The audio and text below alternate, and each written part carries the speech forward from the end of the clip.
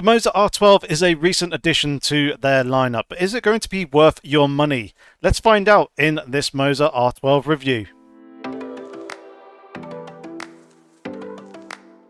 Hey guys, it's Yorkie here and welcome to the channel for another product review with the Moza R12. Now just quickly before we get into the review, I do want to put a disclaimer out there and say that Moza did send me this product for free.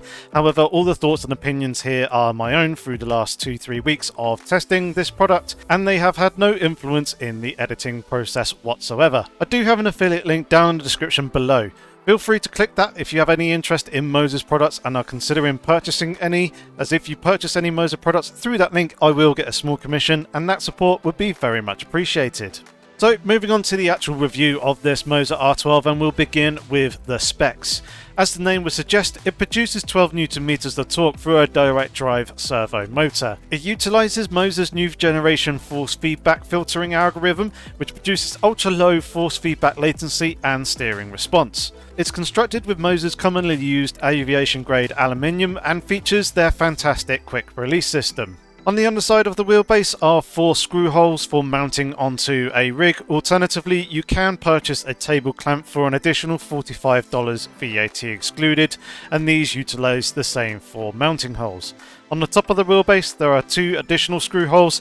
These are for attaching the Moza dashes that they provide to the top of the R12.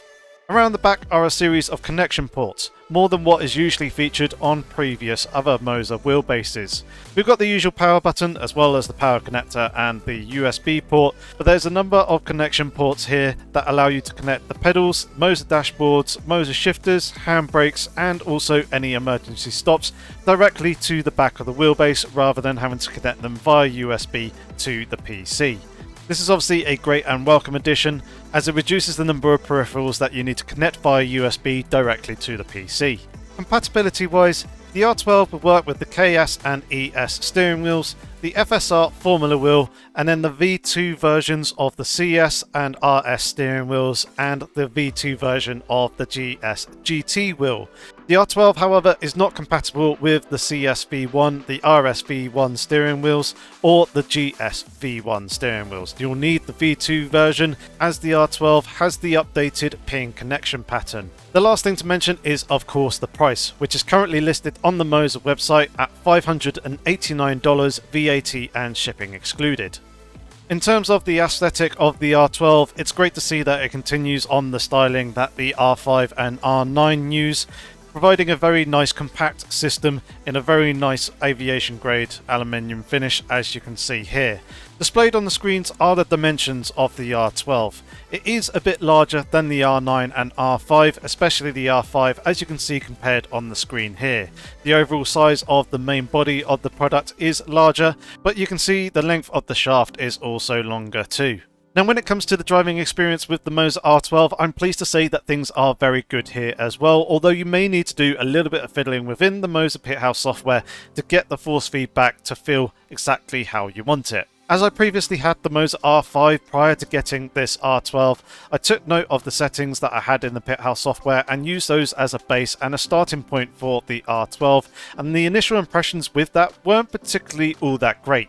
Yes, there was the greater sense of force feedback torque and there was a lot more detail coming through, but alongside that detail was the feeling of grainy and notchiness. It wasn't particularly smooth. After some fiddling in the Moza Pithouse software, I was able to eliminate this by reducing the road sensitivity setting. What I think was happening was where I was previously using a much higher setting with the R5, the R5's 5.5 Nm limit was masking some of the details that were then coming through with the R12 and that higher torque output. With that, there's a lot more bandwidth and a lot more of the details are more pronounced. Therefore, I was feeling a lot more of the grainy and notchiness when previously it was feeling smooth with the R5. Now that I've reduced the road sensitive setting though, things are feeling nice and smooth again, while still feeling all the detail that I need through the road surface bumps, through the curbs, and all the grass and gravel effects when running off the track. As the torque output goes up to 12 Nm, there's a great amount of bandwidth here to feel all the nice lovely details and get a greater sense of control of the car.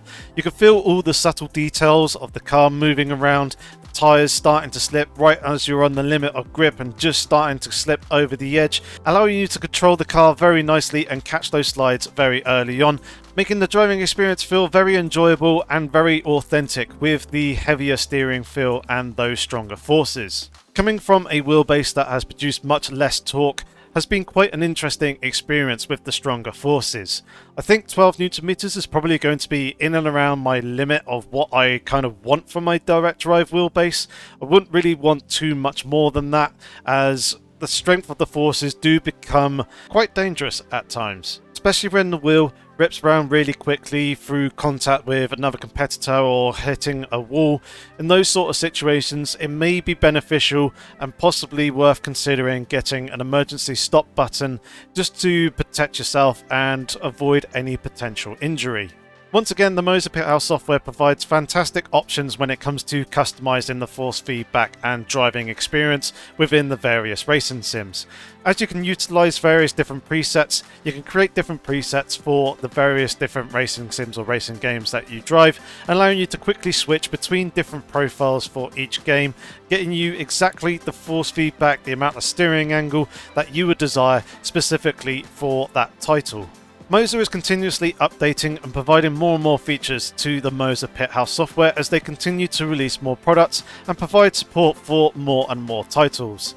In the recent 3 to 4 weeks that I've been testing the R12, they've updated the software and provided official support for Richard Burns Rally, a game that was released back in 2004 but to this day is being kept alive by the modding scene and Sim Rally Fans website and various other mods, and one that I've got into recently. Obviously, this support is absolutely fantastic as Moza are listening to their fan base, staying close with the community and providing support where it is needed, ensuring that players get the most out of their equipment that they are using across the various different sim racing titles. So my final thoughts then on the Moza R12, and is it worth spending your money on?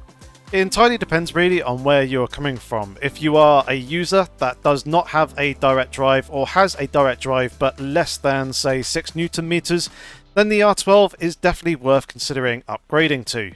Having those 12 Newton meters of torque and all that extra bandwidth really does help pronounce some of the details that you may not previously have been feeling, giving a greater sense of control and immersion when driving using this wheelbase and the various steering wheels that is compatible with. If, however, you've got a wheelbase that is producing more than 6 Newton meters, then justifying the Moza R12 is a little bit more difficult unless you've got the cash to spare or you are looking to buy into the Moza ecosystem. I just don't think that gaining those few extra Newton meters is going to be worth it, despite Moza pricing this product very, very competitively against other wheelbases of similar torque outputs or slightly higher. It's one thing that Moza has been consistently good at, is pricing their products very competitively against others on the market. So that is going to conclude this video. If you enjoyed it, please give it a thumbs up and consider subscribing. But until the next one, have fun, stay safe, and take care.